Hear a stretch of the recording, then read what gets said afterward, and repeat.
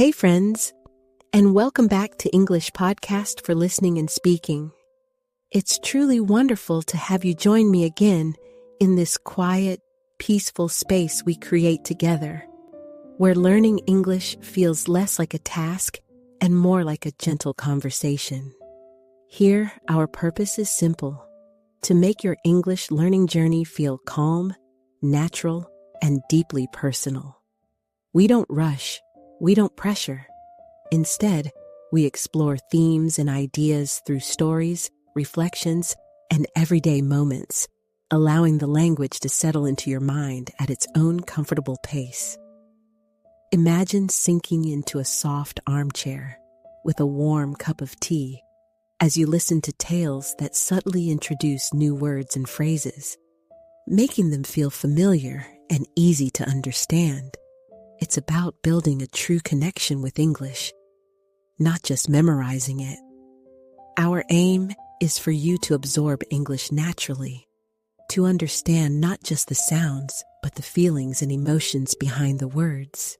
We delve into topics that resonate with our daily lives, and through these thoughtful discussions, new vocabulary and grammar patterns simply become a part of your understanding. It's a space where you can relax, practice your listening, and perhaps even speak along softly without any judgment. Just pure, calm exploration. My deepest hope is that each time you spend with us, you feel a little more at ease, a little more confident, and a little more connected to the beautiful process of language learning.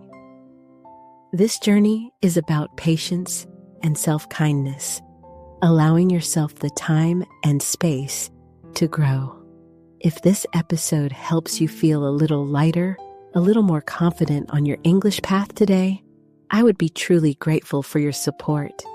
If this episode helps you, I'd love if you liked, subscribed, or left a kind comment. Your gentle feedback and encouragement help this peaceful corner of learning reach even more friends around the world. Thank you so much for being here, for sharing this moment with me. Now, get comfortable.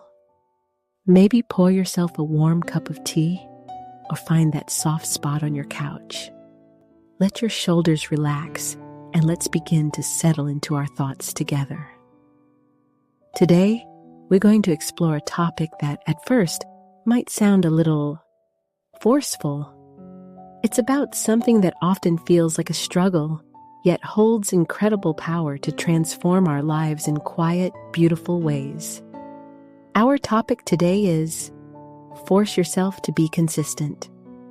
I know that word force can sound a bit harsh, can't it? It might bring up images of pushing ourselves beyond our limits or doing things we truly don't want to do. But I want us to reframe it gently. Think of it less as a harsh command and more as a soft, firm whisper from your future self, guiding you towards what truly matters. It's about building a quiet, steady rhythm in your life, especially when the louder parts of your mind want to resist. For so long, I believed that to achieve anything, I needed to feel motivated. You know that burst of energy, that sudden desire to start something new? Like wanting to learn a language, or pick up a new hobby, or even just read more books. I would feel this wonderful surge of inspiration, and I would dive in with so much enthusiasm. I'd buy the books, sign up for the classes, make grand plans. And for a day or two, sometimes even a week, I would be unstoppable. But then, slowly, almost imperceptibly, that feeling would start to fade. The initial excitement would dim. Life would get busy, or I'd feel tired, or simply, I wouldn't feel like it anymore. And just like that, the new habit, the grand plan, would quietly slip away, leaving behind a familiar whisper of disappointment. Does that sound familiar to you? This cycle of intense motivation followed by gradual fading? It's a very common human experience, and for a long time, I thought it meant I wasn't strong enough or disciplined enough. But what I've slowly, gently come to understand is that motivation is a lovely visitor, but it's not a reliable resident. It comes and goes like the tide. You can't build your life or your dreams on something so unpredictable. True, lasting change, the kind that feels deeply satisfying and truly transforms your life, doesn't come from these fleeting bursts of inspiration.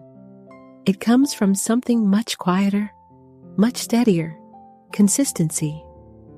Think about the phrase, change your habits, change your life. It sounds simple, doesn't it? Almost too simple.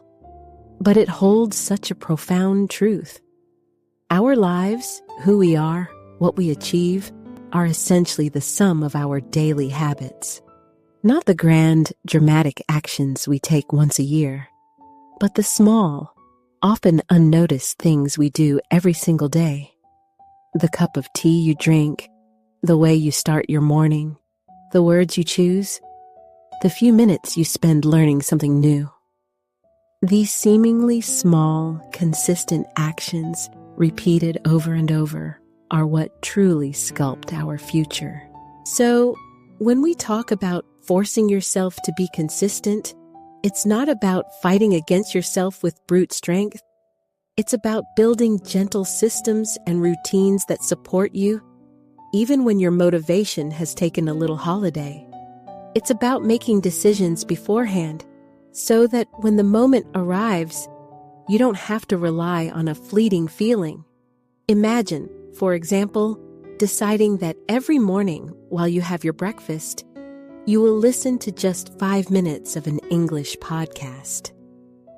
Not because you feel intensely motivated that day, but because it's simply what you do. It becomes automatic. No decision needed. This is the quiet power we're exploring today. The power of showing up, even when you don't feel like it. The power of small, steady steps that, over time, carry you much further than any sudden sprint fueled by unreliable motivation. It's about cultivating discipline, not as a punishment, but as a gentle muscle you build, one soft repetition at a time. It's about creating an internal rhythm that supports your growth, leading to a life that feels more intentional, more fulfilling. So, let's explore how we can invite this quiet power of consistency into our lives, making our journey of learning and of living truly transformative. As we continue our gentle journey into the heart of consistency, it's helpful to have some words that can guide our understanding. These aren't just vocabulary words. They are quiet keys that can unlock new ways of thinking about how we build the life we truly desire. I'll introduce each word slowly, explain it with soft examples, and then invite you to say it aloud just to feel it on your tongue. Our first word, one we touched upon earlier, is unreliable. Please say it with me. Unreliable. Unreliable. Something that is unreliable cannot be depended upon. It isn't consistent or steady. Think about motivation. We talked about how it comes and goes. We can't always count on it being there. It's a wonderful feeling when it arrives, but it's often unreliable. For example, if you say, "My old car was so unreliable, it often broke down," it means you couldn't trust it to always work. Or, "The internet connection here can be unreliable," meaning sometimes it works well and sometimes it doesn't. Our feelings of excitement can be unreliable guides for long-term progress. Next, let's consider routines. Gently say it with me. Routines. Routines. Routines are a sequence of actions regularly followed. They are the opposite of unreliable. They are about creating dependable patterns. When we establish routines, we remove the need for decision-making. We just do the thing because it's part of our established rhythm. For instance, my morning routine includes a quiet cup of tea and then listening to a short English podcast. It's not something I decide each day. It's just what I do. It's consistent. Think of the phrase, establishing a consistent study routine can greatly improve your learning. Routines are our quiet anchors. Now, let's explore momentum. Please repeat after me. Momentum. Momentum. Momentum is the force or speed of movement. It's the impetus gained by a moving object. In our context, it's the powerful energy that builds when we take small, consistent actions over time. Imagine a tiny snowball starting to roll down a hill. At first, it's small and slow, but as it continues, it gathers more snow and picks up speed, becoming a powerful force. Even a very small step, like writing just one new English sentence, begins to build momentum. It makes the next step a little easier, and the next, and the next. By consistently practicing, she built incredible momentum in her English fluency. Another important idea is thinking of discipline as a muscle. Say that phrase with me. Discipline as a muscle. Discipline as a muscle. This means that discipline isn't something you either have or don't have, like a fixed personality trait. Instead, it's like a muscle in your body. It gets stronger the more you use it. You can't just flip a switch and suddenly become super disciplined. But by making small, often uncomfortable decisions consistently, you train that muscle. For example, choosing to review your English notes for 10 minutes instead of mindlessly scrolling on your phone, even when you don't feel like it, is like a small rep at the gym for your discipline muscle. It grows little by little. Let's talk about me habit linking. Repeat this phrase with me. Hey, bit linking. Habit linking. This is a really clever technique to make new habits stick. It means tying a new habit you want to build to an existing daily action you already do automatically. Since you already perform the existing habit without thinking, the new one gets a free ride, so to speak.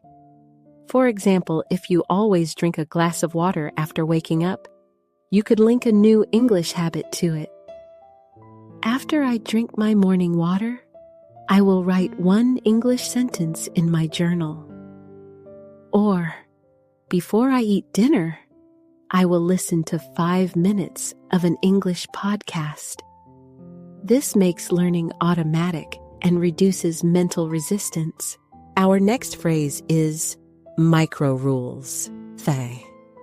Say it softly. Micro rules. Micro rules.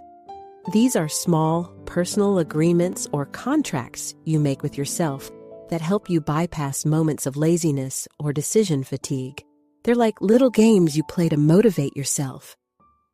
For instance, you might tell yourself, I won't watch my favorite show tonight until I've written 5 new English phrases.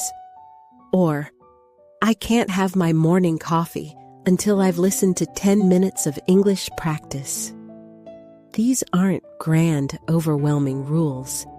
They are tiny, specific conditions that guide your behavior without feeling like a huge burden. They help you stay consistent even when your energy is low. When we talk about preparing for tough days, a very useful concept is the bare minimum. Let's say it together. Bare minimum. Bare minimum. The bare minimum is the smallest amount or level that is still considered acceptable or sufficient. On days when you feel tired, overwhelmed, or simply unmotivated, it's easy to just give up entirely. But consistency means not quitting, even when energy is low. So, you define your bare minimum.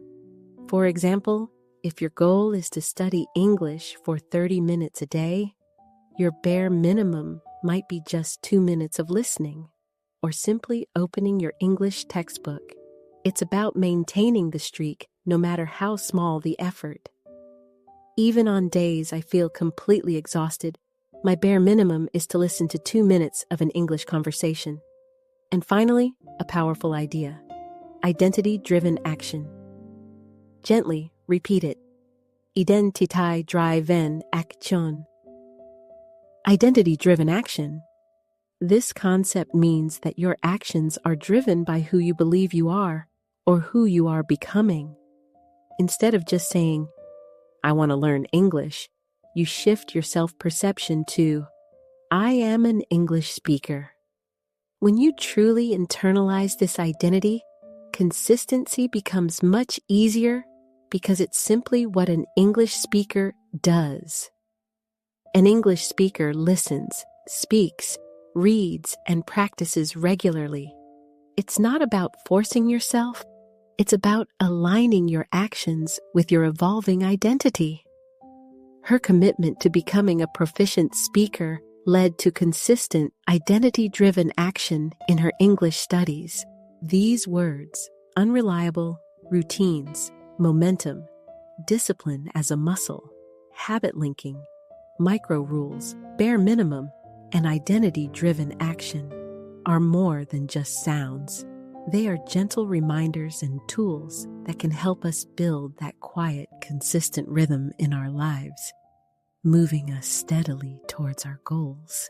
As we gently peel back the layers of consistency, it's not just about what we do, but also about how we talk about the journey itself. Our language offers us beautiful ways to describe how our past actions shape our present, and how our present efforts will lead to our future. Let's explore a couple of these linguistic patterns that naturally appear when we speak about building habits. Think about all the small, consistent actions you have taken in your life. Perhaps you have patiently watered a plant every day, or you have regularly called a loved one across the miles. When we speak about actions that started in the past and continue to have an effect or relevance in the present, we often use what we call the present perfect tense. It's a way of connecting then to now. For instance, I've always found that the quiet moments of consistency are the most powerful. Have you ever felt that way? That the small, ongoing efforts create the deepest impact? The present perfect is formed with have or has and the past participle of a verb. So, it sounds like I have noticed, she has become, or they have built. It speaks of experience or actions completed at an unspecified time in the past that affect the present. For example, if you've been listening to this podcast consistently for some time, you might say, I have noticed. My English listening comprehension has really improved since I started this routine. This isn't just about something you did once. It's about an action that has had an ongoing positive result up to this very moment. We have talked about how tiny, consistent actions build momentum, and this sentence structure, the present perfect, perfectly captures that feeling of building something over time. Now, let's consider what happens if we embrace these consistent actions. When we talk about a possible outcome that will happen as a result of something else, we often use what we call conditional sentences. These are like little logical pathways in our language. We say, if this happens, then that will happen. It's about cause and effect in the future, based on a present condition. For example, remember our idea of the bare minimum? If you commit to that bare minimum every single day, you will build incredible discipline. That's a conditional sentence. If you consistently show up for your bare minimum, your discipline muscle will grow stronger. The if part tells us the condition. and the will part tells us the probable result. Another way to think about it is with our micro rules. If you create small personal rules for yourself, like, if I complete my 5 English phrases, I will allow myself to watch my favorite show, you will find it much easier to stay on track. These gentle structures in English allow us to express the cause and effect of our consistent choices, painting a clear picture of the positive results we can expect. Now that we've gently explored the grammatical pathways that help us speak about consistency, let's bring it all together. It's one thing to understand words and grammar in theory, and quite another to feel them on your tongue, to let them roll out naturally as you express your own journey. This is where we truly begin to make these ideas our own. I'm going to share some sentences that weave together the vocabulary we touched upon and the grammar patterns we just discussed. I invite you, in your own quiet space, to repeat them softly after me. Don't worry about perfection. Just feel the words. First, let's think about routines and the present perfect. We can say, I have found that creating a simple evening routine has truly helped my consistency. Now, try it slowly after me. I have found that creating a simple evening routine has truly helped my consistency. It's a gentle acknowledgement of how past actions have shaped your present. Think about how many people have felt this way. Many people have discovered that discipline isn't about being perfect, but about showing up imperfectly. Listen and repeat, feeling the rhythm. Many people have discovered that discipline isn't about being perfect, but about showing up imperfectly. Isn't it wonderful how these words can capture a journey, not just a single moment? Now, let's embrace those conditional sentences, painting a picture of possibility. Think about connecting new habits to existing ones, our idea of habit linking. If I link my English listening to my morning coffee, I will find it much easier to build this new habit. Let's say that together, gently. If I link my English listening to my morning coffee, I will find it much easier to build this new habit. And remember those clever micro rules or the bare minimum idea?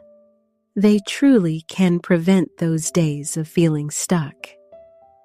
If you set a bare minimum rule for yourself, you will prevent those days when you feel like doing nothing at all.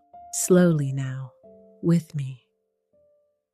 If you set a bare minimum rule for yourself, you will prevent those days when you feel like doing nothing at all. It's about making a gentle promise to yourself, isn't it? Finally, let's consider the power of changing how we see ourselves, our identity-driven actions. This has a profound impact. I have started to see myself as an English speaker, and that identity has made my practice feel more natural. Let these words settle as you repeat them. I have started to see myself as an English speaker, and that identity has made my practice feel more natural. And remember the boring wins? They are the quiet heroes of consistency. If we celebrate our small, boring wins, we will maintain our momentum even when progress feels slow. One more time, slowly. If we celebrate our small, boring wins, we will maintain our momentum even when progress feels slow. Now, I have a few gentle questions for you. These are not tests, but invitations for you to think and perhaps even whisper your answers aloud to yourself or to write them down in a quiet moment. There's no pressure, just a soft space for reflection and practice. First, thinking about how we spoke of motivation being unreliable. Have you ever experienced how an unreliable motivation can make it hard to stay consistent with something you wanted to do? What did that feel like? Next, reflecting on routines. What's one small routine you have successfully implemented in your life, perhaps one that now feels almost automatic? How has that consistency helped you? And now, thinking about our micro rules or bare minimums. If you were to create a new micro rule for learning English, something very small and manageable, what would it be? For example, if I brush my teeth, I will also listen to 1 minute of English. Consider the idea of committing to a bare minimum action. What bare minimum action could you commit to, even on your busiest day, to keep your English practice going? Something so tiny, it feels impossible to skip. Finally, a deeper thought on identity-driven action. How have you seen the idea of identity-driven action play out in your own life, perhaps in another area besides English? Maybe you've started to see yourself as a runner or a healthy eater, and how has that shifted your behavior? Take your time with these thoughts. This practice, speaking your answers aloud, even to yourself, or writing them down in a journal, is a beautiful way to solidify your learning. It transforms passive listening into active engagement, making the ideas truly your own. It's another small, consistent step on your path. As we gently bring our time together to a close today, I invite you once more to settle back into that comfortable space, perhaps with your tea or simply with your thoughts. Remember that feeling we explored at the very beginning, the quiet, profound shift that happens when you allow consistency to guide your actions. It's not just about learning English words or grammar. It's about nurturing a profound sense of self, a feeling of quiet power that comes from knowing you are capable of showing up for yourself day after day in small, steady ways. We talked about discipline as a muscle, didn't we? It's such a gentle image, yet so powerful. Imagine your inner strength, not as a switch that flips on or off, but as something you slowly, lovingly build.